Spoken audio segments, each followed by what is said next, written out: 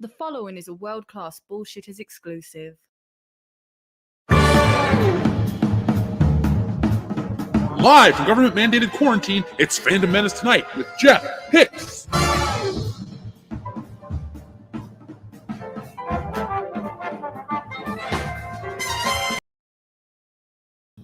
All right, so folks, it is Monday, March 30th, 2020. It's 10 p.m. Eastern Standard Time, and it's time for Fandom Menace Tonight live with your host, Jeff Hicks. And, well, since I can't afford an announcer, I'm pulling double duty. So, we are back. Tonight is our fourth episode officially. Last week, we had a lot of fun. We talked about the New Mutants. We talked about James Gunn and his kinky toilet paper. We talked. That's what's important during this quarantine right now. So, I know, for me personally, I'm getting fed up. I'm not even an outdoorsy guy, but outside today, I went outside to take out the garbage, and it was the highlight. It was just so nice and refreshing to be outdoors, and it doesn't help that I live across the street from a grocery store, so our essential travel time is literally foot traffic across the street. So I don't know about you guys, but I'm getting a little stir crazy, and it looks like we're going to be in here for many, many more weeks. So fuck it. We're going to have some fun here in the Fandom Menace. So tonight we're going to be talking about a Asian Bruce Wayne and a gay Alfred, who's his uncle. Not on my watch. We also have to briefly bring up Joe Exotic. What the fuck is that about? And what we've been up to as of late. So in quarantine, Jesse and I have been making regular YouTube content, and on her channel we made something a little crazier, so make sure you guys check that out. We wrote a song on mindless entertainment, the greatest song of all time, some would say. And by some, I mean the two of us. So if you want to have fun, watch the video. We'll be sharing the link during the description tonight. I'll be sharing the link, in the chat tonight. So let's see who we got live with us this evening. We got Blue Watcher says, "Hail the Fandom Menace." I agree. Hail you, Blue Watcher. Dr. Meatball. We got, let's see, Hammer of Mariotis, which is, he's referencing Batman the Animated Series, I Clam This Land for Spain. That's a great episode where Alfred crashes the Batwing looking for Bruce. What is that? The Lost Ones? That's one of the episodes I remembered as a kid very vividly for some reason. For those who haven't seen it, Bruce Wayne gets kidnapped. He's going undercover as Matches Malone. He gets kidnapped and sold into this, like, slavery program, essentially. And these dudes work for this really fat guy. And it had this really kickin' harmonica score. So that's what I really remember about that episode. So Hammer of Mariotosis, or Mariotos, great reference. So yes, everyone, I am safe, I am well, and I am on time. So thank you for noticing that. I had not heard that Ghostbusters was pushed back till next year, March of next year. I'm not surprised. You can't really release that movie right now, obviously, with the current global crisis. But the number one thing is you can't let this Ghostbusters film go down. This is the most important Ghostbusters film. Why? Because it's going to save the brand. For the last almost 40 years, so 36 years, Ghostbusters has been this thing. And when it wasn't as popular, it still was alive in the hearts of a lot of people. And in 2016, some assholes at Sony got this grand idea that they were going to dust it off and reboot it, remake it with all women. And that didn't work. And as you know, this week on World Class Bullshitters, we discussed terrible gender swaps. It was not fun to think about some of these terrible ones. It was great when we're making fun of, female cliffhanger, but then you realize that these studios, there's no depth these studios will not go to. So with Ghostbusters, you have to... you have to put your best foot forward. For years, when you Googled Ghostbusters, you got Melissa McCarthy instead of Bill Murray, and that's a problem, not just for me, but for everyone out there. Because, when shit goes down, who are you going to call? Not those women, the real Ghostbusters. But next year's going to be interesting for the box office because you have all these films that are delayed this year. Now, some are going to get the whole VOD approach. Birds of Prey came out early. Maybe Sonic. I don't know if Sonic's available on VOD. But Sonic was already breaking records and stuff, so good for the Sonic the Hedgehog crew. But Mulan's been pushed back indefinitely. Onward went to streaming on Disney Plus rather quickly. Nothing for Black Widow. They're not going to do that, they said. So you're just going to have to wait and wait and wait. We have to wait a year for the Fast and the Furious 9, which, who cares? I was going to see it, but I wasn't anxious for it. But it's going to be weird because everything is essentially frozen right now. Comic books are crashing down. We're watching the end of that. But we'll talk about that in a minute. But it's going to be interesting next year to see where this all goes. I'll be watching closely here on this channel for sure. So, Sonic getting nominated for Best Picture of 2020. Sure. In a year where there's not much else that came out. That's an interesting point I've never even thought of. How are the Oscars going to go next year? Because realistically, it's going to only be, worst case scenario, the first 3 months of the year, you get original releases. Now, I know they do nominate Netflix films and Netflix or TV series on Netflix for Emmys and stuff. But it'll be interesting to see if 2021 Oscars are the first year where an exclusive to streaming video wins Best Picture. I mean, this whole virus shit is bullshit. But maybe there's going to be, I don't know, some new advances in digital consumption. People will get acclimated to this. I know, digital gaming isn't the future, it's the current type of thing. And today when I saw the news about the Super Mario collection for the 35th anniversary, I thought, I hope that gets released digitally because GameStop's not essential. Where am I going to go to get my games? Amazon will probably sell out quickly. GrendelFan84, thank you very much for your super chat. He says, hey, Jeff, what do you think the odds are what do you think the odds are studios in a way to play catch-up release greatest hits films to theaters? I think it's a great idea, GrendelFan84. I don't know what the odds would be, but I think I said this earlier. It'd be a fantastic idea for Universal to make up for the loss of Fast and Furious to throw out a 35th anniversary screening of Back to the Future, because that kind of stuff, that is the type of film that people are going to go out. They'll risk going out for. I know personally I would. It's like, oh my God, Back to the Future 35th anniversary. Everything's cleared up. People are just slowly going back out into the world. And that's something that people really want to experience.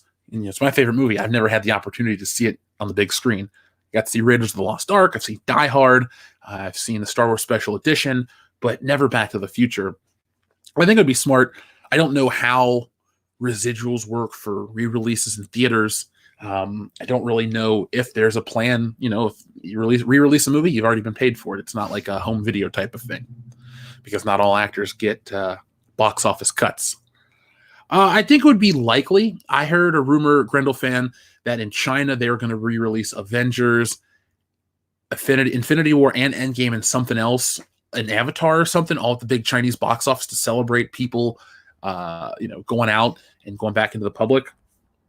I don't think it's a terrible concept, and I also think it could happen. Universal does a Back to the Future trilogy weekend. Marvel does it. Star Wars does it for, The Rise of Skywalker. They had all 8 films in the lead up to Star Wars Episode 9, and I didn't go because why would I? Realistically, I'd want to see A New Hope, Empire, and Jedi. I don't want to sit through the prequels in theaters again. I did it 20 years ago. It was cool then. I don't want to do it again. And you couldn't pay me. Well, you could actually to go see Star Wars 7, 8, 9 in theaters. I mean, if it's a good amount of money, why not? Fuck it. But yes, I mean, it's 2020. You have a lot of anniversaries you could celebrate. You could celebrate the 40th anniversary of The Empire Strikes Back. Put that out in theaters. You could do what came out in 1970. I don't know off the top of my head. You could do 90s. You could do Point Break 30th anniversary. Keanu Reeves is like the nicest dude in Hollywood. I'm sure he'd risk coming out. So, yeah, I think the odds are good if they're desperate. I see them trying to release some sort of home video equivalent. That's one of the topics I wanted to talk about tonight. How a lot of the people in the media, well, I won't even call them the media. There's YouTubers. We get to do what we do, and we're very fortunate to have an audience. And then there's the people like your IGNs and your, low tier internet celebrities. And then you have, bigger celebrities. And I've noticed a lot of people are kind of encroaching upon what YouTubers do when they're stuck at home. So I've seen how Seth Meyers and Conan O'Brien are now broadcasting their shows from home at night. IGN is doing the watch party, which it's weird because it's like, we're going to get this famous person to watch a movie along with you. And it's like, okay, but it's less interactive and less fun. So I've noticed how, when entertainment is at a standstill, the people that we're always the man babies and this and that. The ideas were, they go to those ideas because they work. So, Salvador, thank you very much for your super chat. He says, Gotham High, I can hear the theme song now. When this Bat meets World, I'll just toss in the Y on the Y pile. That's a perfect transition, Salvador. Why Gotham High? Now, for fun, folks, let's go over and check out the Gotham High thumbs up to thumbs down ratio. Now, if I'm being honest, Gotham High is not catching fire. Well, actually, it is. It's moving quickly. For a couple days, it was stuck in the 60,000 range, and now it's moving right along. Excuse me. So let's see. Thumbs up to thumbs down ratio. Anyone care to take a guess? I'm here. I'm going to give you guys a second. So, yes, everybody listen to Damian Valentine and smash the melee button because Jeremy. Well, it's the thumbs up, the like, anything you want to call it. I think we should say pound the muff button on this channel. I think it's time to bring back that or lick the moist button. Whatever you guys want to do, just let us know that you're enjoying this. And yes, I agree. Celebrity is dead. Down with Hollywood. What can they do for you? Like I said last week, this shit, you realize how important the blue-collar jobs are. Dude working at Ralph's, the lady that's putting the carts in at Walmart, all those people. It's like, well, shit, we really need them. Let's be a little nicer. And I think at the end of this, there'll be some sort of retail appreciation day or something. I like to think with social media, some good causes do take off. So let's see. Some people voted not too long ago. Let's see. Yes, and Worldwide Doctors, of course. Anyone ever seen the show World Doctors? It's kind of weird. I'm not going to show it to you here. So currently, we're at 1.7 thumbs down. 1.8 thousand thumbs down up to about 14.8 thousand thumbs down. So we got a lot of hatred from the from the fan base here. I wouldn't even call it hatred. Why does the thumbs up, thumbs down button exist? To show your pleasure, your displeasure with something. And in the terms of Gotham High, or the term of Gotham High, there's really not a lot to like. I made the video today. Check it out after the stream tonight. But I noticed more information coming out, and I'm just going to put together something to let more people know exactly what's going on, because Gotham High is one of those projects that I want to say, oh, it shouldn't exist. And people go, well, what gives you the authority to say it shouldn't exist? So I don't. But I say, why does it exist? Who is it for? Clearly, it's not for the fans, because when the fans show displeasure, they're attacked relentlessly by your writers, your producers, your directors, and sometimes artists, which is the saddest one. Because in all of this stuff, when it comes to, let's just use comic book artists, I'm always sympathetic because they're paid to draw. That is their job. They have to do that to survive. So I don't blame the dude who drew Gotham High. I don't blame the dude who drew the New Warriors or Children of the Atom. It's just a gig to them. Do I blame the lady that drew Miles Morales Spider-Man? No, not a fan of the theory, but she didn't create it, so she or they don't get this shit. I don't know. I don't want to assume anyone's gender, excuse me, on this channel.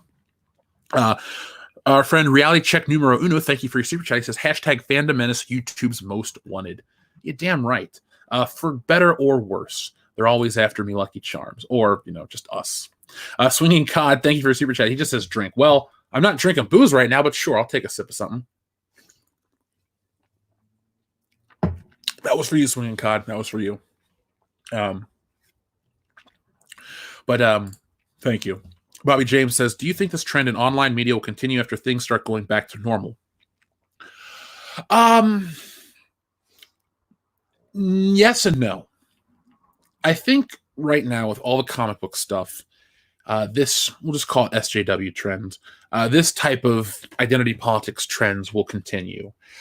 When it comes in terms to the previous topic about like IGN doing the watch parties or celebrities working from home and stuff like that, no, it'll go back to big studio productions, gaming news, the thing that they exist for. Right now, this is like emergency crisis time.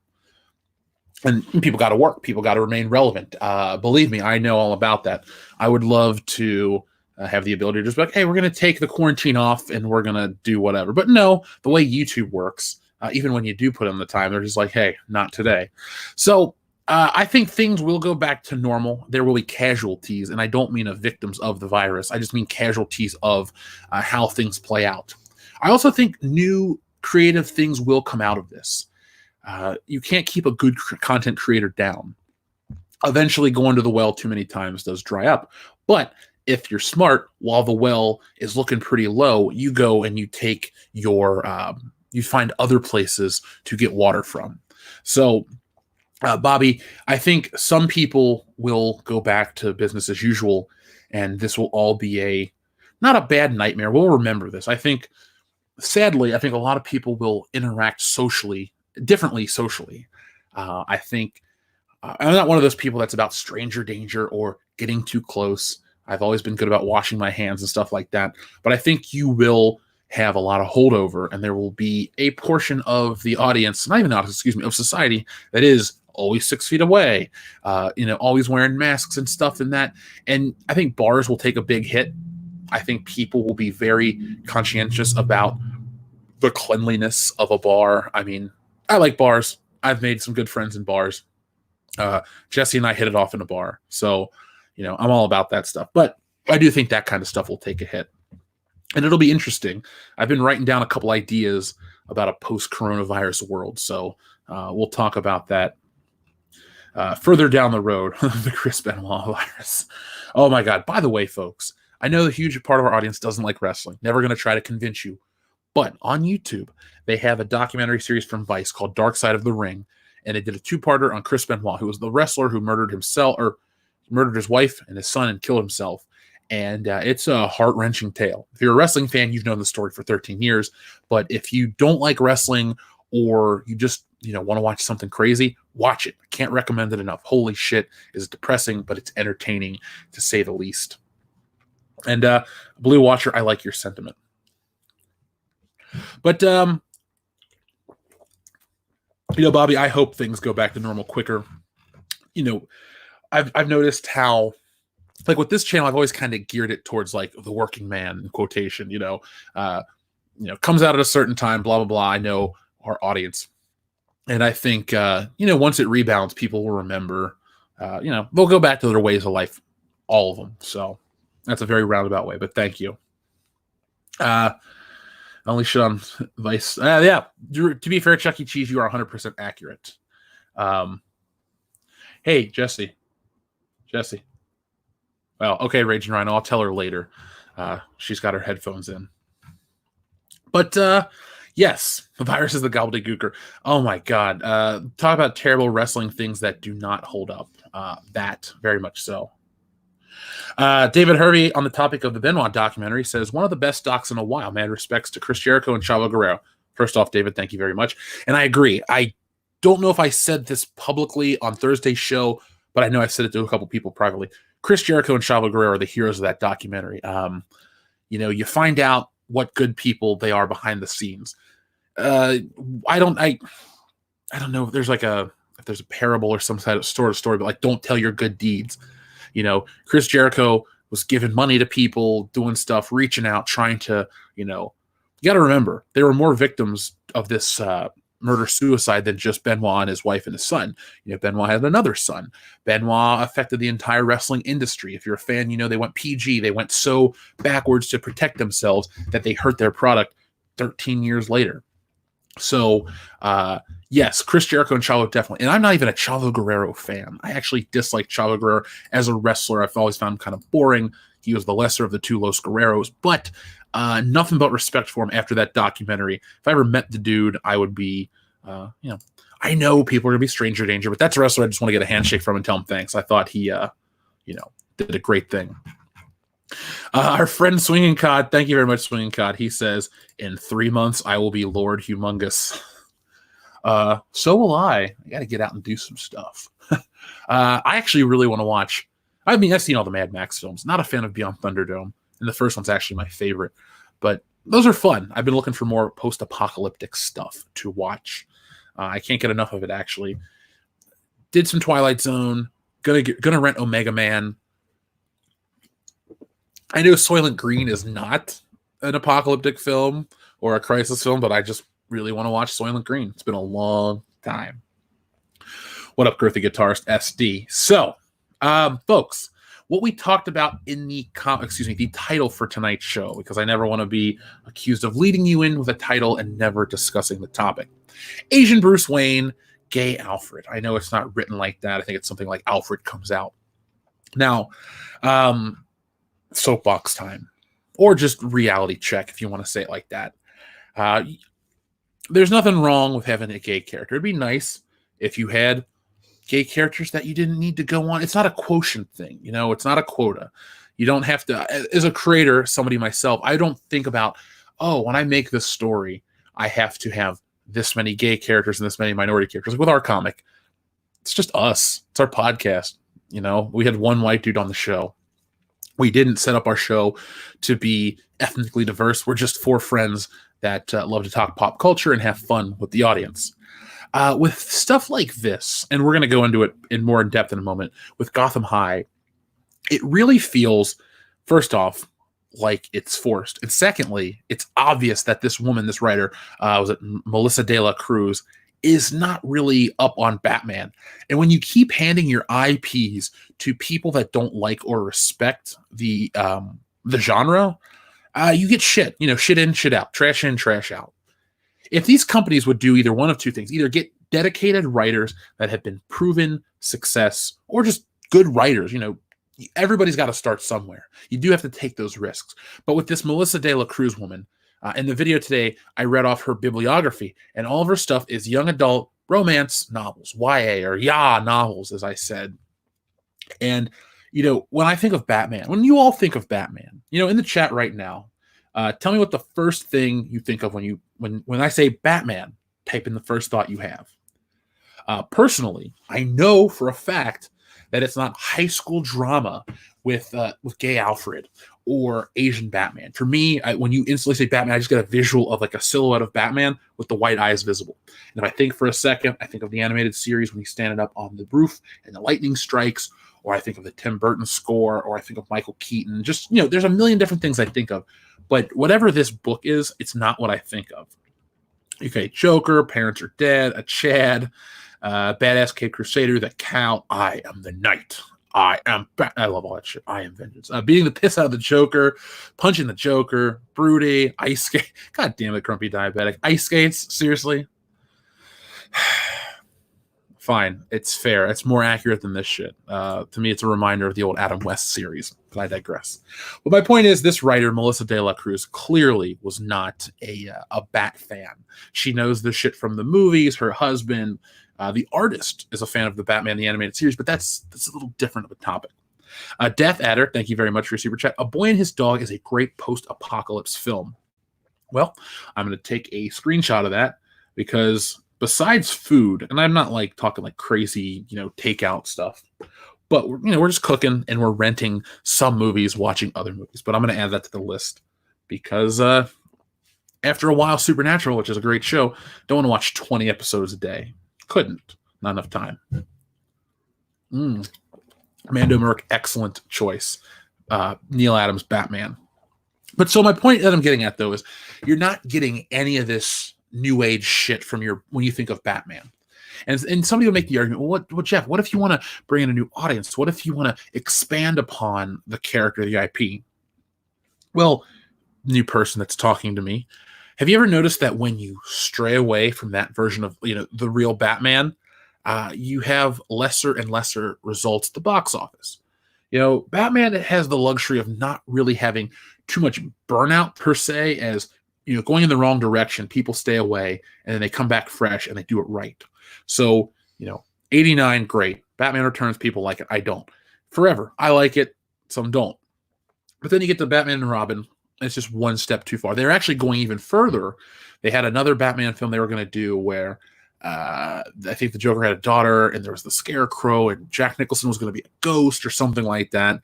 Was it Batman Unchained was the title of the film? Some shit like that. That's where they were going to take it, release it in the year 2000. Didn't happen. We ended up having an 8-year break between Batman and Robin and Batman Begins. And then after the Nolanverse ended, 4 years later, BVS comes out, and it's a shitty movie, but Batman still reigns supreme. He's the best part of a bad thing. We talked about this last week, folks, when we were talking about the whatchamacallit, the BVS celebration, the anniversary. And for some reason, the damn movie is still trending. I mean, this shit about the Batman, the Snyder cut, I get it. Zack Snyder's releasing all these ideas and getting people excited. Hopefully it gets people excited enough that Warner Brothers will take the plunge and release this film or go back and reshoot and just put it on the streaming service and make it viable that way. But so here we go. Batman Gotham High. So this writer does not have a knowledge of Batman because in this clip, by the way, this information comes from our friends over at Bounding Into Comics, so shout out to them. But Gotham High is described as Batman meets Gossip Girl. So I have to look up Gossip Girl because I know it's a Blake Lively show, and that's it. So Gossip Girl, what is the Wikipedia description? High school is over for the privileged former students at an exclusive prep school on Manhattan's Upper East Side, but Gossip Girl still shares text message scoops on scandals and heartache as the graduates embark on their futures, with some attending college and others focusing on a burgeoning career. Gossip Girl continues to stir the pot and feed any potential scandals, and still the identity of Gossip Girl remains a mystery. Okay, sounds stupid. Not for me. Definitely not for me. But the thing is, this is also not for Batman. I've never, I've jokingly said, and actually I've been serious too, crazy crossovers are going to be the future of cinema because you're going to have, what's the reason to go out in theaters to see a movie?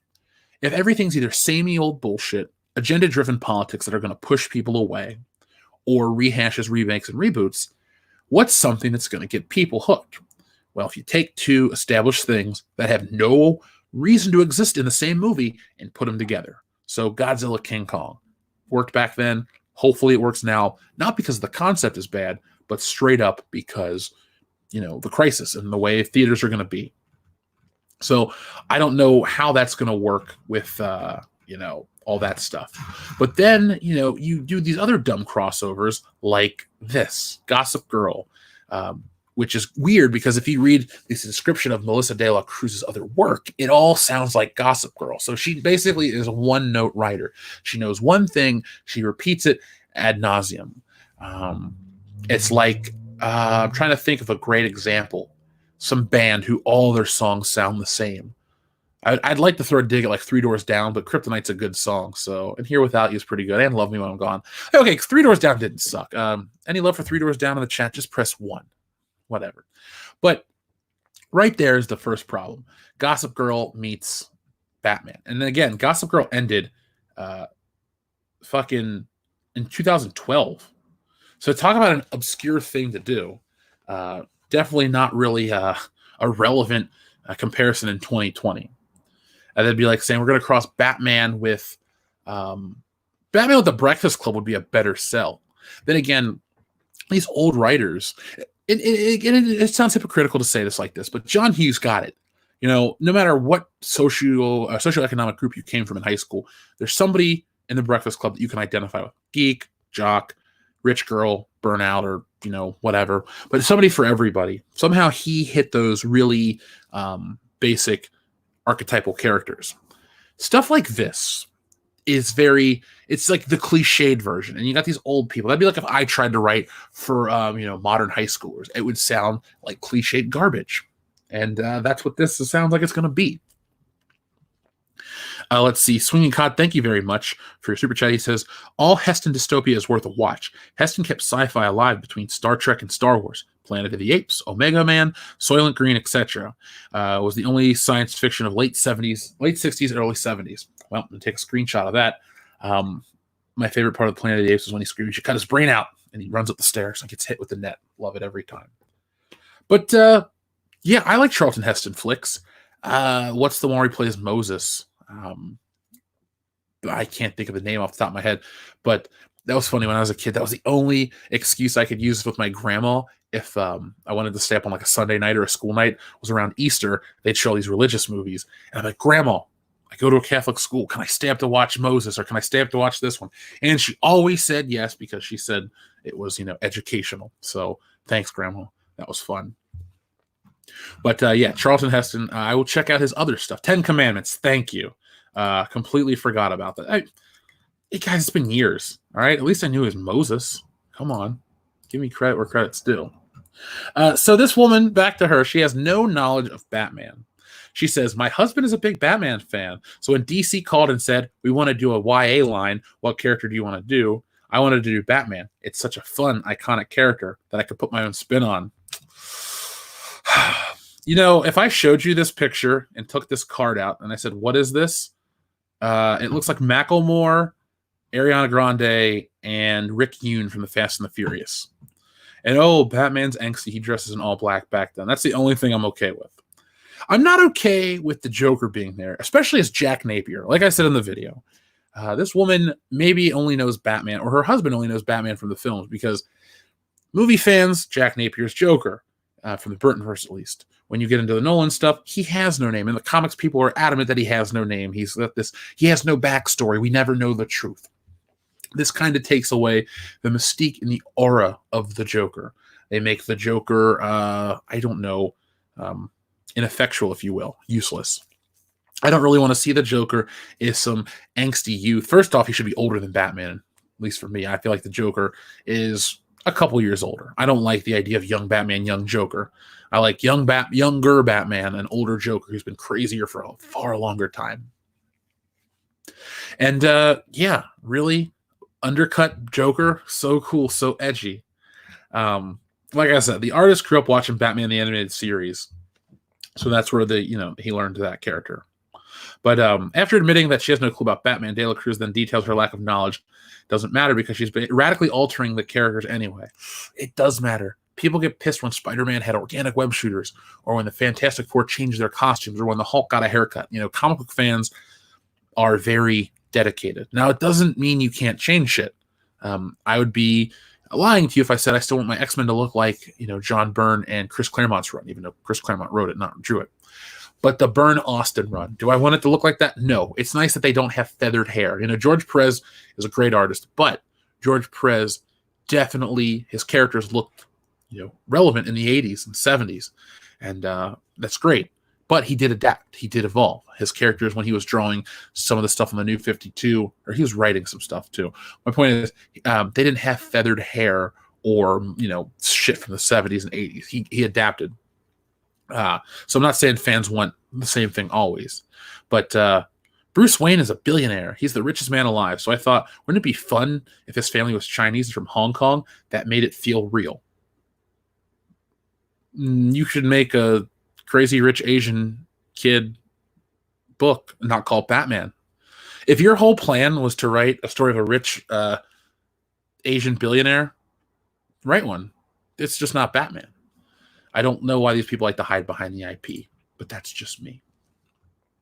I know it's funny too when I read this sort of stuff. The number one thing that pops in my head is why? Why are you doing this? Why comic books? Why do comic books have to be dragged down in the mud for this kind of crap? I don't know. And plus, is it just me, or is this like the worst time to talk about like Chinese billionaires when all this shit's going on? People are out of work. People are angry. Do you think there's going to be some kind of sentiment, not towards actual, Chinese people here in America, but just like, I'm not going to consume this type of thing. I see a lot of memes online from a certain portion of my Facebook friend group, and I don't know how they're going to handle it. I haven't seen the original Rollerball. I have seen the 2002 one. I caught it on TV years ago. So not really a fan of the remake, but I want to watch the original. I like James Caan. He's a good actor. Love him in Misery. Love him in Misery. If it was cold, I'd watch Misery right now.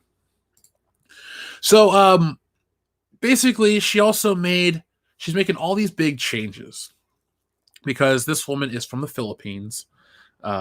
Originally, she emigrated in 1985, her Wikipedia page said. So she also studied at Columbia University, so I think she would have had the better taste to do this stuff. But then again, it all boils back down to, if you're not a fan of this shit, why are you working on it? Or if you don't like it at all and you just want to change it, why put you on it? I mean, people buy Batman for Batman. It's the same equivalent if I went to get a steak dinner and you brought me salmon. Yeah, salmon's cool, but I didn't order that. That's not what I'm coming to get. Or the worst is like when you're on the street and they say, hey, you want a free Whopper? And you go, okay, Burger King spokesperson, I'll take it. And it's an Impossible Whopper. You were lied to. That's what I feel like this is. You've been lied, you've been duped. And it doesn't make anyone happy. But the thing that always is annoying to me is that she made Alfred gay. It's nothing about making, having gay characters. It's about why Alfred. They just had an Alfred TV show or a miniseries not too long ago, right? Pennyworth, or it's like a streaming show somewhere. Don't think he was gay there. Never been gay in any of the films. When they kind of revitalized him to make him an ex-British military intelligence officer, that they didn't do that there. If you were going to do it, maybe that was the time, or maybe you should just have not done it. I don't see how that adds to the story. Again, it just feels like she says, Crazy Rich Asians vibe. Well, lady, maybe you should have written Crazy Rich Asians and not Batman. So, this kind of stuff is annoying because in no way does it help popular culture. It just makes everything skippable. There's Nintendo and their false scarcity. They make you think, I have to get this now. It's a must-see thing. But, honestly, the last time I rushed out to get a comic book may have been Detective Comics 1000, just because I wanted to get the 1000th issue type of thing. Whatever came out second, because I got both action and detective. But, I read the trades of what's coming out. If I'm really invested, I would go get the books, but there's just nothing that going to be, amazing. And yeah, people are talking about Archer's butler, Woodhouse. Yes, Woodhouse was gay and a drug addict, and it was funny and it worked. But Alfred just, wasn't that. So, originality is, I guess, useless at this point. Nobody wants original characters. They just want to take this is an alternate reality version of. I don't know about you, but I got tired of alternate reality versions decades ago. It just was never my thing. It's like when they're like, oh, Jeff, here's Earth 12's version of Superman. That's fine. Can I just get regular old Clark Kent? I don't care about what this version is. Because it also creates a discrepancy for people that might come in. Let's say you get some Twitter user who comes in off of this book and they go, oh, okay, well, Batman's supposed to be Asian. So they start a whole hashtag of not my Batman and this and that. And they got all these people, these social justice people that jump online and fight the crusade of trying to promote. It just muddles the brand, It makes your life a living hell. Nobody is happy about all this shit. And I mean, you're not happy. I'm not happy. It's funny, too. The people that seem to be the most sane are the ones that are the most ridiculed. It's bizarre. It's Bizarro World. Bizarro, the only alternate reality I like of a character. Superman, alternate reality. Chris Kelling, thank you very much for your super chat. Here's for not having an impossible Alfred, i.e. not gay uncle who is a servant to his nephew. Shudder. Yeah, the uncle thing, too, is weird.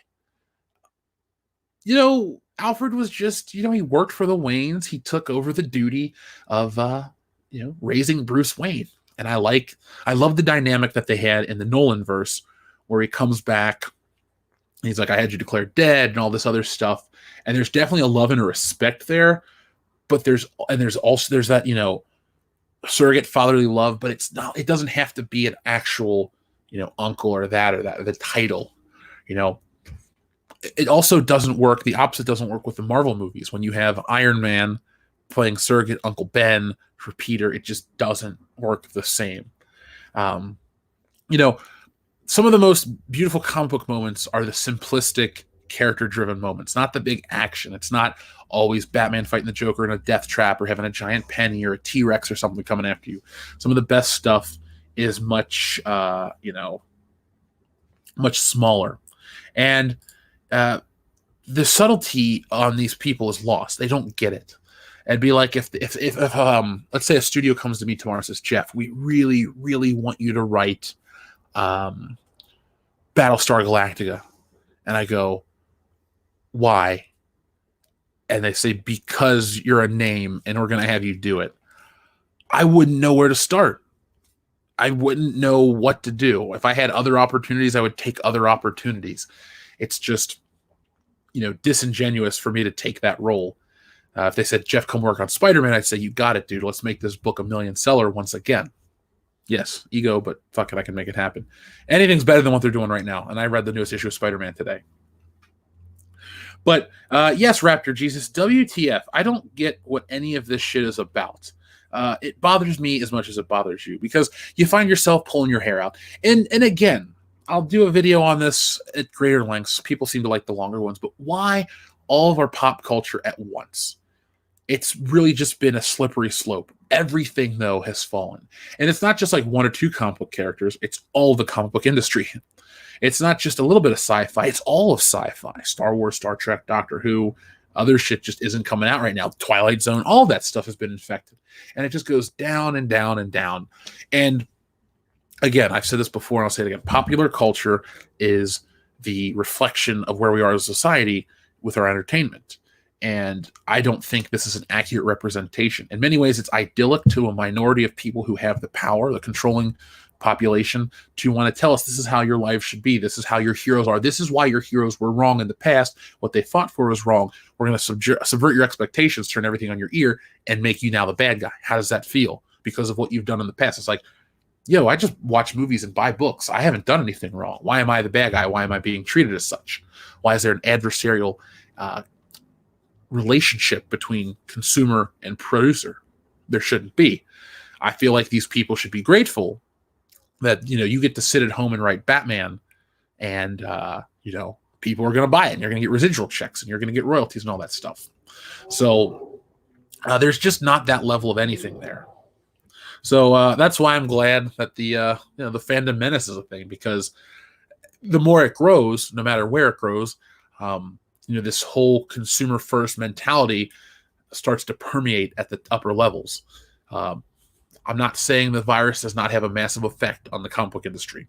I'm not saying that at all. And it's nice that you have people like Jim Lee and Rob Liefeld donating original art to help comic book stores stay in business. But at the same time, if you were putting out a book, like I remember Blackest Night, you know, 10 years ago, 12 years ago, people were so into Blackest Night. Everyone was getting that book. And then Brightest Day happened, and you had the New 52. And in the beginning, New 52 was hot. You had Flashpoint that led into that. I bought every issue. I couldn't miss a week or a month at that point. But you just got to make stuff that people want. You just got to make that the case. Jim Lee didn't do anything to stop this mess. I don't really know about Jim Lee's policies as a publisher.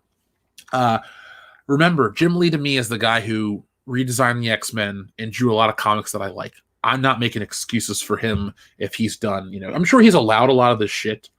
He's also drawing and doing other stuff. I always thought it was a weird choice that he was going to be the co-publisher. Wasn't Paul Levitz the president, or maybe still is? You know, a couple, like I said, all those DC titles I listed off, I went out and I bought. I thought they were good. I thought they were worthwhile, and I thought they were, you know, must-read books. You know, Marvel with their Age of Heroes initiative, I thought that was pretty interesting. Age of Ultron, I bought every book. I thought those were great. But the shit is, you know, it's not there anymore. I still have the desire to read comics, just nothing new. You know, that's why I back Cyberfrog and Antonio Bryce's book and stuff like that. Because the medium's awesome. I don't think it's dead. I think it'll evolve. I think, you know, people like Ethan, myself, and other people out there will be able to produce stuff. Chuck E. Cheese says they moved from Gotham to San Francisco. Wait, did they really? Because if that's the case, Gotham High is just the name of the school. So, let's see, did they really? Maybe they did, or maybe it's just a gay joke. I'm sorry that I missed that completely. Sorry, there's a cat on my lap. Threw me off. But, no, I don't know. I look at this and I don't think Batman. I think Kamen Rider. I think angsty bullshit. I don't like it. You know, when he grows up to be Batman, then what? Nothing, because it'll never evolve past this one book. This thing is a mistake. Let's see. Paul Levitz was the president from 2002 to 2009. Then some of those books I just listed off, he was responsible. At least he was at the top for. So I kind of liked him, especially Batman Hush in 2002/3. Neubal Farzoig says, why can't these writers just make new characters? You know what's funny? Neubal Farzug, or Farzoid, excuse me, with the new Warriors, they technically did make new characters, but they sucked. I even said this in the video and multiple times. If you make minority characters, they don't have to suck. They don't have to be lame. They don't have to be fat or whatever. They can just be a cool, like the Muslim Green Lantern dude. He looks like a superhero, or Jon Stewart, or any of the other things. They seem to have gotten that down right. But for some reason, Marvel treats it like maybe that's a riff on the audience. We're over here talking about, oh no, the comic books are this or that, and they're just making fun of us by saying, you want new characters? We'll give you new characters. We'll make the worst new characters you can possibly get. And they're trying to defeat our arguments. It's like, well, if you argue this online, you have to shut up and take it and like it now. It's like, no, we don't. We don't. But when they go to the, bastardize the characters again, I think they get angry, because you got to understand something. Every one of these characters is someone's favorite character, and they're going to have an emotional reaction, good or bad. Batman's one of my favorite. You know how I felt. It was like Ralphie on The Simpsons. You could watch my heart break at the moment. I choose to read a different book. Raging Rhino, thank you very much for your super chat. No message, but I still appreciate it. By the way, Jesse, Raging Rhino said your videos that he showed on a stream were a huge hit. Awesome. Hooray. Thank you, Chuck E. Cheese. Batman has left the Justice League and joined the Village People. Okay, I like that one. You caught me. Okay, I caught that one. Thank you, Chuck E. Cheese. So does Batman still wear the Batman and Robin costume? Is it all leather now? For as much as everyone jokes about the bat suits looking kind of homoerotic, I think the weirdest one in regards to that is the first Val Kilmer suit. It definitely is awkward. Thankfully, they went more of a military technology approach with the Nolan stuff. And then we have the dollar store approach with the new Matt Reeves Batman. It's going to be weird when Pattinson is the much more masculine version of Batman compared to this guy right here.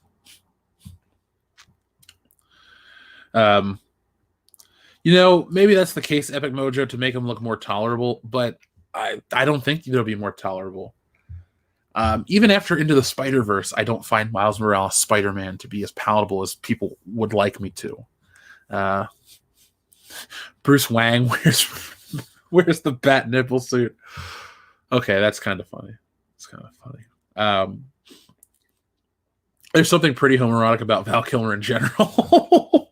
Aw. I didn't think he was the worst Batman. We're gonna give that to George Clooney. The Adam West Batman costume, I hold a very special place in my heart. Remember, folks, we always have to look at when these things were produced, and I like to give a fair little bit of leeway to Adam West Batman. Maybe because he passed, maybe because I have a special attachment to that version of the character. But what I do have is respect for it. And look how everyone else dressed. I mean, the Joker looks like a dick. No, excuse me, the Riddler looks like a dick. The Joker painted over his mustache. It's what people thought of superheroes in 1966. Hopefully in 2066, when people look back at superheroes, if they're still printing them, they're not looked back on so campy and poorly. We really had reached a high about 2012, because you had the Avengers out, you had Dark Knight Rises, which some people hate, some people love, but at least it was still treated with respect. And all the superhero films, we'd kind of come out of that 90s camp phase with Batman. We've come out of the Marvel characters being second-rate in live action, like they had done in the 70s with the Reb Brown Captain America, the psychedelic Doctor Strange, the Nicholas Hammond Spider-Man. But now we're kind of sliding backwards in everything. I mean, I can't think of an area of something that I consume as a fan that has moved ahead completely. Action figures. Yeah, they've moved ahead, but they've also moved back in terms of distribution and price. And I don't mean lower price, I mean prohibitively expensive price. Let's see. Dean Harris, thank you very much. He says, so I guess Batman is going to have Chinese throwing stars instead of a batarang. That'll be the natural conclusion to these people. Remember, I know Batman trained in Asia. He's going to have martial arts. That would be fine. But I almost feel, in a way, that the way they're going. Now, I'm not saying this is ever going to become mainstream DC. That'd be stupid. It would be self-destructive. Batman is their bread and butter. I don't think DC would be dumb enough to subvert our expectations hard enough to put themselves into bankruptcy and out of existence because Warner's just looking for a reason to stop printing those books. But if that were the case, he would say it doesn't fundamentally change Batman, but it does fundamentally change Batman. Fundamentally changes everything about the character. And with the throwing stars, Batman has a version of a throwing star. He does martial arts. He does the stuff. He has, he interacts with characters. I mean, what's the character's name? Not Nobu. The ninja episode of Batman the Animated Series is awesome because that ninja comes back like 3 times. He can't beat him. And I think he finally beats him the 3rd time or something like that. It's really cool. It's a very Rocky-esque Apollo Creed type of story. But I don't want to see a more Asian-influenced Batman just keep him the way he is. It's like Star Wars. Star Wars is an amalgamation of so many different things. Western influences, Eastern influences, Fritz Lang's Metropolis, all these other things that they just ripped off and turned into their own package.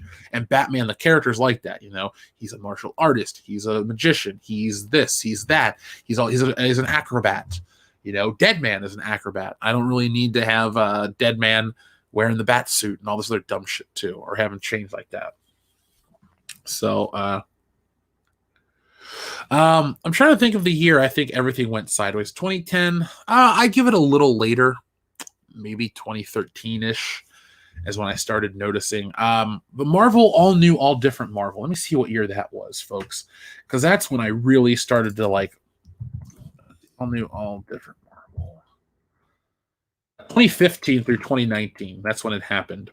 That's part of the time when I gave up with a lot of this stuff. I think it was this image right here. I'll pull it up for you guys.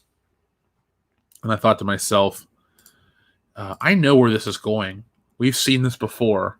And I think 2016 was obviously the year of Ghostbusters, where it emboldened a lot of people. But you had, you had other things take a hold. So right here, let's show you this image that I'm talking about, because this is a visual show after all, even though you can't see me and my awesome coronavirus beard, which you can check on Mindless Entertainment later. But here we go, all new, different Marvel. So you look at these characters like, hey, we have Old Man Logan and we have this X-23 and this and that. We're going to push the Inhumans. We're going to be pushing these other versions of characters. Hey, no Fantastic Four, but we got the Thing. And is that Human Torch? I don't know. Oh, look, is that Hyperion? Great. Rocket Raccoon, because you know him from the movie. Like, this was their lead in. This was what they were going to do. And like I said, it was the worst time to do it. When the movies are at an all-time high and people go to the store to consume more, what do they get? Not the character they wanted. So I guess that's around the time where it was like really obvious, smacking me in the face. But 2013 is when I first started noticing it. Remember, our favorite version of Captain Marvel came out in 2012. So you can go back there. Some people say 2014. What was the big 2014 comic book series? Because I don't even remember what I was reading in 2014. 2014 comic books. So in that year, we had stuff like I was reading Spider-Man back then. You had Falcon Captain America, which never picked up because I want Steve Rogers. Spider-Verse. I fucking hated Spider-Verse comics. I didn't buy a chunk of those. I think that's what caused me to stop buying Spider-Man books in general, this Into the Spider-Verse stuff, because it was like, I don't like all these different Universal crossovers. Just give me some straight up, Peter Parker is broke type of shit. But, Original Sin, I read that for the most part. Spider-Man Family Business, a Serenity comic book. Yeah, there wasn't a lot of good stuff in 2014. Superman Unchained. Talk about a series that took a dump quickly. Didn't really like that either. East of West. I used to read that at the recommendation of my buddy, the gentleman Brian Callahan's recommendation. I got into it for a little bit, and then I stopped. Yes, Lady Thor was cancer. Oh, she had cancer. That was another one that always caught me off guard. And then the thing that always bothered me, the pushback, the way this channel kind of responded and was born out of, is when you had like an IGN pushing back, and they would take all these times to tell you why you're a sexist bigot for not liking it. And I'm just like, no, that's not how this works. It bothered me. We don't need 50 Wolverines like we don't need 50 Batmans. Yeah, one version of each character is perfect. I'm very happy with all that. Twilight fucked everything up because everyone tried to jump on that train. You know, Raptor Jesus, that's an excellent point. I think what a lot of people fail to realize too is comic books and TV shows, movies, they all just follow trends. You know, these producers are only as good as their last project. They're always trying to move and follow the popular thing. So, you know, when Harry Potter was popular, they made that Aragon series of books or the movies, and that failed. And so, but magic and stuff was in with, you know, the teen audience. So they had Percy Jackson. They had, I don't know, I was too old for this shit, so it doesn't matter. But then when you move into the Twilight stuff, you have your Divergent, you have your Hunger Games, you had all these YA novels that appealed to the female audience. They all got movies, they all got shows, they all had merchandise. It was big. They dominated. And then those eventually died out. And so then they go to do something else. And with this series, it definitely feels like they're 8 years late to the party. It's like wrestling. You know, in the mid-90s, dudes were rocking bleach blonde mullets and Zubaz pants. And I'm like, dude, you are 5 years too late to this party. Like, Hardcore Holly, get a haircut and shut the fuck up. It's just they're always behind. And it's painful when we live in a, you know, I need it now type of society. I never did read any of the Percy Jackson stuff. I just remember seeing the trailers a bunch in front of movies that I wanted to watch, and I was, you know, yeah. Let's see. The moment Hollywood started repurposing fan fiction for the movies, it was the end times. Yeah, definitely Twilight is like bad fan fiction, or wasn't it actual fan fiction of something else? I don't know. It wasn't for me. 50 Shades of Grey was a fan fiction of Twilight. 50 Shades of Grey was the Twilight fan fiction. Thank you. I'm not in the demographic for any of this shit, but you can't help but find it in public. Sorry that mullets and Zubas are out. I hate to break it to you. I don't even think Percy Jackson was out when I was in high school, so I guess it goes to show you the age discrepancy right there.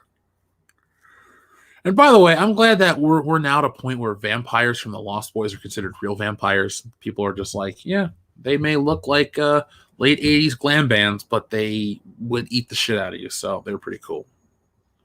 Gotham High was Sky High fan fiction. I just saw Sky High for the first time last week. I wish Gotham High could be as good as Sky High, for the main reason that Sky High was a nice love letter callback to just the superhero genre at a time when, was it from 04, 05? So Spider-Man was the biggest thing. We hadn't had a Superman film in 19 years or 18 years at that point. So it's very stereotypical superhero, supervillain stuff, but that almost feels refreshing when everything's trying to be either dark and gritty or jokes a minute like Marvel. It's, you know, I think the next IP, or it doesn't even have to be an original IP, the next superhero movie, the next adaptation that finds that blend of, you know, true to character source material, as well as like a nice fun blend of modern whatever, you know, whatever's that fresh breath of fresh air type of thing. That'll be the big one. Logan Michael says, yikes, that's bad. Logan Michael, anti-Funko Pops, thank you for the super chat. This is, like I said, this is a couple-year-old Marvel, all new, all different. It was bad to me then, but this, you know, this new stuff is really bad. Gotham High, let's read an excerpt from Gotham High, shall we? I know we don't want to, but we're gonna. So let's look at this page right here. This should be fun, right? Let's get you guys queued up. This is what passes for a comic book these days, folks. It makes me pine for literally anything else. Okay, so we have social media, because kids love social media so much that instead of using social media, they want to read about social media. What the fuck? If I can do the thing, why would I read about it? It's like, you know, oh, I want to read about Superman flying throughout space and saving a galaxy. If I can go jump out my window and fly to space right now, I'm sure as shit not going to read a fictionalized account of it. It's just not what I want to do. So the fact that everyone in these comic books are just social media obsessed goes to show you the lack of understanding for what a good story would be. So anyway, we have cruelty. While there are only 25 useful Latin verbs and only 4 ways to conjugate them, there are an infinite number of ways to be cruel at Arkham through social media. I guess Arkham's a rival high school. Oh my God. Digital life. Oh my God, that dude has got to go. Yeah, what a loser. And IRL, I guess that means in real life. Something smells out here, don't you think? Maybe you didn't wear deodorant today.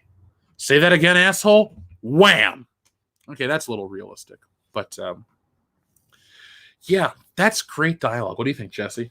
I'm blown away. It's incredible. Do you want to go pre-order 12 copies? Let's pre-order a copy of this book for everyone in the apartment.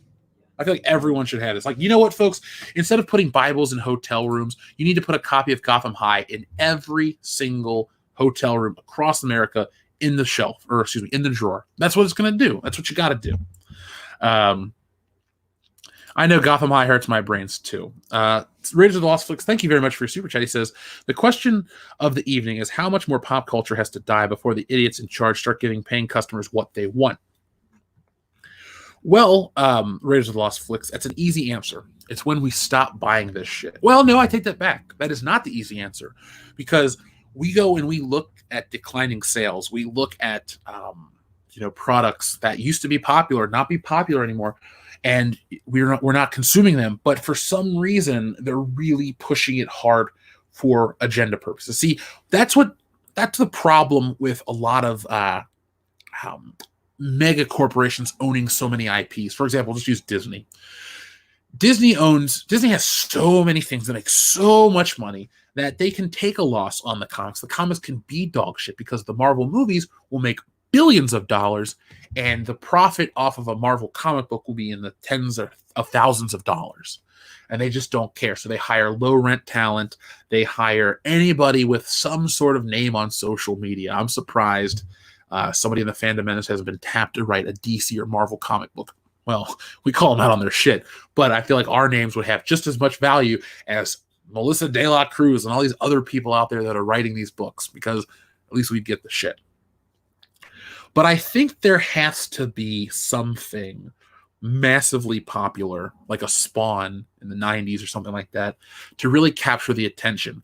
But I also am afraid that it would become a vicious cycle of, well, the fan created thing took off. Now it's infused with this shit, and it's just become another, cog, type of thing. It's just go on to feed the machine again. But it's going to take something drastic. If this virus and the quarantine and all this shit really lasts a long time, I wouldn't be surprised if there's just something that comes from it that's truly great, that really catches on, and we'll watch Hollywood scramble for that. Again, they always follow trends. Moonraker, the James Bond film, was never intended to be the next Bond film. It was for your eyes only if you watched The Spy Who Loved Me. Star Wars came out, and the next one was Moonraker. So, Raiders of the Lost Flicks, just about trends, man. It's just about the trends. But, customers will find other things they like. Like right now, the number one thing in the world seems to be Joe Exotic and that Tiger King documentary. When there's other things out there, people will find other things out there. If you want to call dibs on the Star Wars franchise, cool. Just let me make a Boba Fett Han Solo comic book and we'll call it a day. I started to read Doomsday Clock. I don't know what year that was, but I think there was a delay and I forgot to go back. But I liked it. I love the concept. Dr. Manhattan meets Superman. See? Crossovers, like I told you earlier. Crazy crossovers that you never expect to be a thing will entice you to come back. So, that's a great example too in the chat. I'm reading the chat. People are talking about, let's see. Oh, Cecil's here. Hold on. I'm going to read the other one too, but Cecil's here. What's up, Cecil? He says, serious question. When Batman punches someone, will it say ping pong instead of bam and boom? I miss you, Cecil. You should come back on the High Council soon to promote Cash Grab. But maybe they will. It's like anybody here watch Chappelle's Show? Of course you did. Remember how Prince would make those sound effects when he was playing basketball and everyone would get uncomfortable? I feel like that's what will happen with Batman from this universe. Just go, and people are gonna be like, what?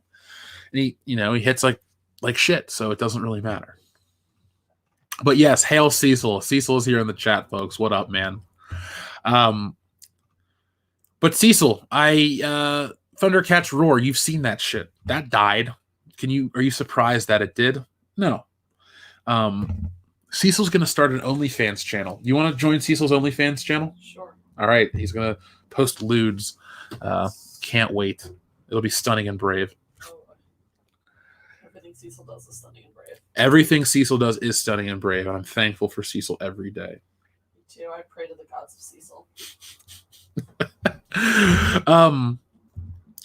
See, now indie comics are cool, like The Tick. I was discussing The Tick today because he's the creator, Ben Edlund, is a producer on Supernatural. Parody, indie stuff, that's always great. I like when you have something like that takes the absurd nature of something and really presents it in a fun way. To jump back to Raiders of the Lost Flicks comment from a moment ago, fun is what entertainment is missing at the grand scale. There's just a sense of obligation to worship at the altar of pop culture right now. It's like you miss it, you're not a true fan, you're pushed out, you're always trying to get caught up in the hubbub. I think the only major IP right now that is definitely fallen out of favor and that clearly isn't, it has been hurt by this is Star Wars. People say Star Wars isn't hurt, but it really kind of is because it comes out on Blu-ray tomorrow, and no one gives a shit. There's a big, massive 27-disc box set. No one gives a shit. Why? Because it's been years and years of disappointment. And how can you be excited for something that sucks? I know you're going to have the minority that goes out and gets the Steelbook and the Target version and the Best Buy version and this, that, and the other. And that's fine. Have fun. But for an overwhelming majority of the fans, it seems to be like a sense of obligation and duty to see these films, and that's how they're marketed at you too. Remember, you got to see the final chapter in the Skywalker saga that happened. It started over 40 years ago, guys. That doesn't seem like you're going to see it out of fun. It seems like you have to see it because you owe it to us because we've given you X, Y, and Z for all these years. So, people said they got their original trilogies on VHS. Star Wars is a train wreck. It is a train wreck. It's hard for me to even make Star Wars content anymore. There's news, there's things to talk about, but I just find myself so emotionally defeated at just thinking about Star Wars. They've ruined it. And, they'll smile in your face and they'll tell you, hey, Star Wars is stronger than ever. It's the number one IP in the world. And I'll say you're a liar. And I'll show you that Marvel is the number one IP in the world. And that other things gain more traction and other topics are hotter. They trend better. They're just more of a prominent thing. There used to be so many things that were, there's the phrase, a recession-proof business. There used to be certain brands of entertainment that just always were popular, always cool to talk about. And we've reached a point, and I don't necessarily think that it's because of the accessibility of everything. I think it's that we've reached a point where the stuff isn't fun anymore. Star Trek isn't fun. You don't imagine yourself as a crew member on the Starship Enterprise or whatever version of Star Trek you watch and whatever ship they pilot or captain. You no longer find yourselves wanting to be on an adventure with the crew. You don't want to go run a smuggling trip with Han Solo because the funny thing is when you're a kid, you're like, oh, Han Solo's a smuggler, he's a bounty hunter, blah, blah, blah. And then when you're older and you realize what a real smuggler is, what a real bounty hunter is, you're going, I don't want to do any of that shit. But I want to read about it. I want to have fun imagining myself there. I want to escape to that world, that galaxy far, far away. And they've taken that away from all of the science fiction. As a kid, you might say, I want to be a doctor's apprentice. Do you really want to be the doctor's sidekick anymore? No. Companion. Okay, thank you. But you don't want to be these things anymore. You're just kind of like, I don't care. Because it's so lame on TV. It doesn't capture anyone's imagination anymore. People write their own stories, they do their own things, and they don't worry about self-insert characters. See, I don't know if growing up with this version of Star Wars is worse because I don't think a lot of people are going to get into it the way we all got into it, Maybe time is being kind to the prequels. Maybe I'm being kind to the prequels, but I don't think, as a kid, you could get into the Jedi and the Sith and the clones and the droid army and all these other things. There were these cool things to watch visually. And if you like the old trilogy, obviously it's light versus dark, Empire, Rebel Alliance, great spaceship battles, all this stuff, really impactful stories. And you find yourself hooked. Now, when you're thrown into a world of Thundercats Roar and Teen Titans Go and all these other crappy versions of other better things, you'll just, Thundercats Roar, you'll just go to something else. I don't even think, it'll be interesting to see where we are pop culture wise in 15 years to see if there is going to be an influx of young Star Wars kids that got into the sequel trilogy, because the sequel trilogy exists on the backs of the original. It's all about remember Luke and Han and Leia, and what's going to stop them from wanting to go back and see their adventures, because all you're doing is you're hearing how great the characters are in these films, but they don't do anything cool. Oh, well, Princess Leia flew across the screen through outer space. Not cool. And then you go and you just watch the old ones, and you watch them rescue the princess, watch them blow up the Death Star, defeat Darth Vader, become the hero of the rebellion type of thing. And there's just not, I don't really feel sorry for those kids. I just think they'll go elsewhere. Star Wars, I feel sorry for Star Wars. It's like there was an unused Nightmare on Elm Street script where Freddy Krueger lost his power because the kids of Springwood just stopped believing in him, and he became a joke. And then something happens and he got his power back. But Star Wars is now a joke. Nobody, thinks about it. I like that Apocrypha. I agree. Yeah, Star Wars is something you find on a roll of bounty paper towels now, and that's about it. To me, the most egregious piece of Star Wars merchandising, and if you feel free in the chat to comment, chime in, was Star Wars cauliflower. I almost said broccolini. No, it's cauliflower. I've seen that. I have pictures of it. It's in one of our old Star Wars toy merchandise videos. There's Star Wars cauliflower. It is fun. Now, Star Wars is a meme now. It is a meme now. And I don't know. I'm embarrassed. That's all I can say. But yeah, all of our entertainment seems to be hit with this shit. I wanted to bring this up too, because it's hard to feel bad for, a company when this is, this is the sentiment of the creators. Because the comic book people aren't making a ton of money. Not everyone's living in a high-end home, driving expensive cars. You got like 3% of the people that make comic books are living like that. But when you have these douchebags like this guy right here telling comic book fans to eat a bag of pre-fucked dicks, it's kind of hard not to be happy when this shit dies. It is. And let's see. Some people are talking about the Star Wars stuff. We got, let's see. The box set on Amazon is unavailable. I guess it isn't being stocked by Amazon. I'm pretty sure it was supposed to be out tomorrow, though. And why would you release that as a Best Buy exclusive? Let me look into that real quick. Star Wars 27 disc set. It's on eBay for $375. It's only $250. Let's see. Here it is right now on this might be a video topic. Let's check this out together, folks, because this opening line makes it worth it right here. Makes it all worth it right now. This one is with the McClunky. For decades, Star Wars fans have been collecting new versions of Star Wars trilogies on all physical media formats. VHS, Laserdisc, DVD, Blu-ray, THX editions, special editions, the complete saga. You name it, and fans have bought it. There are probably a dozen different versions of Star Wars out there on physical media, but in a way, they've all been leading to this one. Let's see. Blah, blah, blah. We don't care about that. Here it is. It's gorgeous, I guess. I mean, it looks nice.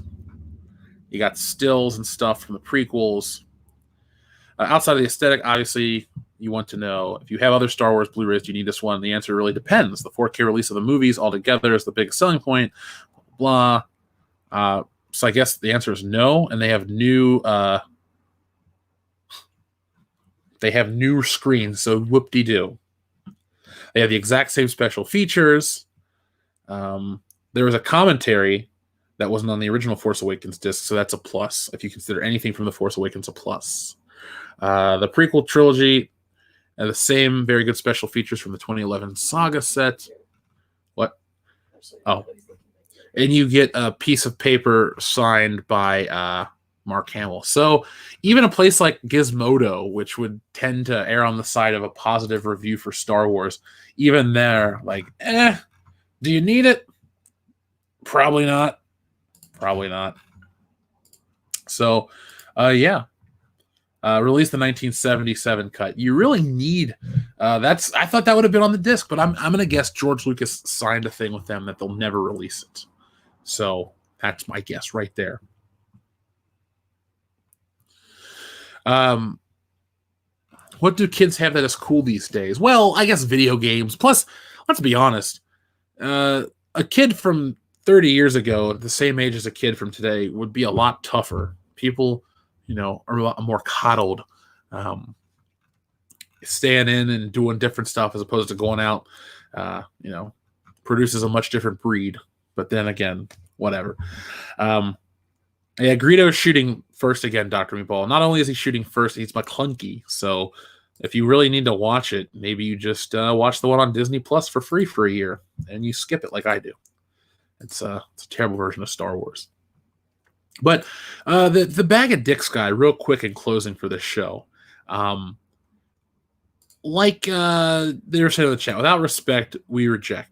I think it was Doomcock that says that. So, yes, if the people aren't being respected, why would you go back to buy this guy's book? Oh, because it's Wolverine and Cable.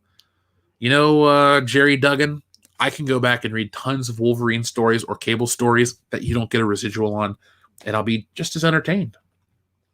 In the Marauders. I mean, the thing is, it's all these people that write these really crappy books that talk shit. It isn't these people that are writing the #1 bestsellers. It's not, all the people that are writing the books that sell, even in the top 10. It's these just random offshoot books that people are looking for attention. And, not all publicity is good publicity. If anything, at the end of the day, you look like a douche. And I don't think you want, I don't think you could afford that, especially this guy. McClunky was added because I think that's a curse word that Sebulba uses in episode 1 towards Anakin. And so Greedo speaks it. I guess that's the approach. I don't know. I don't know what the thing is. It's dumb. To me, it's a literal middle finger to the fans from George Lucas. I think McClunky translates to fuck you for complaining about all the special edition changes. This is my movie. I'll do whatever I want. And I'm going to sell it off and you bitch to somebody else. So there we go. Big Daddy, I agree. Jeff and Jeremy need to get the Fandom Menace studio off the ground to take over the pop culture world. I have a good relationship with everybody in the Fandom Menace creator-wise. There's not been a falling out between any of us, but I would like if we all worked together for something bigger. To me, that would be our best bet to take down. We don't have to take down anyone, but to just get ourselves to the table. That to me would be the best approach. Just, we come up with a plan, we stick to it, and we make it work. Because we definitely need something that isn't dependent upon the whims of YouTube. Because everyone's putting in the time. Everyone's putting in the hours, I'm making videos left and right. Jesse's making videos left and right. All of us, Gary, Jeremy, everybody's making videos all the time. We're pumping out content. But a lot of times you are a slave to the system of YouTube. And if we can find a way to all of us combine ideas, resources, whatever, to circumvent that, we could become Captain Planet. I'm not Heart, you're Heart. Who says? I do, because black and cold. But I mean, I think a lot of times people, the thing is, you guys get it though. Definitely want more entertainment. I mean, last year, everyone was behind Alita Battle Angel. That was cool. That was something that people were like, hey, let's get behind this different IP, this adaptation of manga. Jessie liked it, right? I loved it. She loved it. We have an Alita Battle Angel doll in the apartment. Figure. I'm the one that is the toy guy. Well, I'm allowed to be, She's a doll to me. She's a fucking figure. Mm-hmm. She's not fucking anything. But, Fandom Menace definitely is bigger than just geek and nerd culture. I think all of pop culture is in our wheelhouse. I'm not a sports dude, so I can never really cover it. Yeah, I like to talk pro wrestling. Pro wrestling is not a real sport. But, I feel like we could all do something, and I think we should make it happen. I mean, think of the reach we have. the eyes we can get in front of. The thing is, too, we have a lot of skills and talents that just aren't being tapped. Maybe we don't get opportunities because we don't have the same ideals as the people that write these comic books. That's the beauty of working for yourself. The writer that would write this book may be a radical hippie. You might be conservative, vice versa. Doesn't matter. If the product is good, that's all. If you're skilled, if you're talented, that's what should matter, not about your politics. So, there's all kinds of stuff that we should do. Yeah. Let's see. Star Wars hand soap. You can watch it. Oh, I wish. By the way, Oscar-nominated a-hole. George Lucas made the McClunky change. He oversaw this 4K restoration in 2011, I believe, as the as the Blu-ray release was hitting shelves. Lucas was overseeing the 4K remaster process. So this is actually all his doing. We can't blame Disney for this one. I wish. Fandom Menace Con is going to be a thing one day. We just got to wait for the virus to blow over. That's all I can say. So, let's see. Nat, your average nerd, says, Jeff, I'm an animator, and my first short film goes up this Friday on my channel.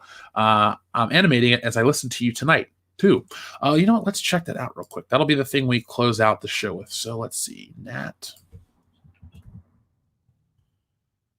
Hold on. If I could spell, excuse me. EXQUSE space. So here we go. Nat, your average nerd, animator right here. We'll just share this. I'm not going to show your stuff because I don't want to, people go to the channel and check it out. But animation is awesome. I'm all about that. Speaking of, where's your, do you have your Mad Lib book? It should be, it's over there somewhere. Check the floor in the box. So folks, over on the Mindless Entertainment stream, we played a game. We played Star Wars Mad Libs. And trust me, you're actually going to want to check this out because it's a lot of fun. It's a very interactive way to have it. Oh, shit. Well, it's in the cardboard box. I think that's where it was last. Cats keep knocking shit down. Oh, okay. Okay, you found it. So, this will be a fun way to play this. We'll check this out. So, let's see. Star Wars Mad Libs. So we played this the other day. We're going to be playing this in just a couple of minutes over there. Now, I don't know about you, but when I think about Star Wars, I get a sick feeling in the pit of my stomach. And the thing I need is something positive and fun. So, here's a Power of the Force Mad Lib. We wrote this on air, and if you guys want to join us, you can and help us come up with these. So, the Force is a mystical, slimy power. As Jedi Master Obi-Wan Kenobi once said, the Force is an energy field created by all living dinosaurs that surrounds us, penetrates us, binds the chocolate starfish together. Using the power of the Force, the Jedi can do many grimy things, like using the Force to exercise femur control over cantankerous-minded receptacles. A Jedi can also use the Force to move objects with his or her weenus. It doesn't matter how creamy the objects are, it only matters how fortuitously the Jedi believe in the Force. Most importantly, the Force teaches all Jedi to rely on his or her feelings. As Obi-Wan Kenobi told his student Luke Wienerwalker, your fat cells can deceive you. Don't trust them. Instead, a Jedi should sporadically trust in the Force. So, if you guys enjoy that kind of fun stuff, you're going to want to join me over there. I think tonight was a lot of fun, and you could put any word. You could just put all poop words if you wanted for your Mad Libs. That's fine. I'm all about that. It was some beautiful poetry. Thank you very much. Let me put the link in the chat to where that's going to be tonight. Let's see. We'll go to here. Let's show you guys the page. Blah blah blah blah. Wait, that's not me. Stop sharing. Thank you, YouTube, for taking me out of my YouTube channel as we speak live. But yes, folks, Gotham High, new lows, according to Midnight's Edge. That's their title right there. So Let me share the link to you guys right now. I want to thank everyone for joining me on Fandom Menace tonight. Tomorrow night is the High Council. As always, that is the premier live stream of the Fandom Menace. You can catch us over there. I don't know if we have any special guests, but we might. We're going to work on something. And I'll be back later in the week with more videos. Now, let me share the link to you to the Mindless Entertainment stream. I'll be on there in just a few moments, so it'll be like I never left. We're going to be talking about Joe Exotic. That's the topic we're going to be talking about this week over on World Class Bullshitters episode 213. Because I'm just at a fuck it point with entertainment. I'm just going to watch things that are the most depraved garbage. And Joe Exotic Tiger King is depraved. I don't know if I'll call him garbage, but it's insane to say the least. So you definitely want to check out the High Council tomorrow night as well. With all this talk of the original trilogy and stuff, I'm thinking one of these days we should organize an original trilogy watch party. And I'm also thinking that we should organize an episode 9 drunk live stream like we did with Indiana Jones. The only reason I want to do it is because of, we've done it for the other movies. So why the fuck not? One final thing, speaking of Indiana Jones, over on Patreon tonight, folks, I'm going to be uploading the Indiana Jones watch party videos. So you can watch those with us of a certain tier. And later in the week, I'll have the audio versions up. So if you're interested in that, if you want more of us, thank you very much for checking it out and join us over there.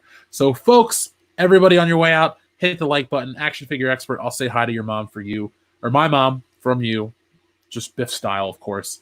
And don't forget to come back tomorrow night for more. So from all of us here in the Fandom Menace, thank you for watching. And as always, folks, be excellent to each other.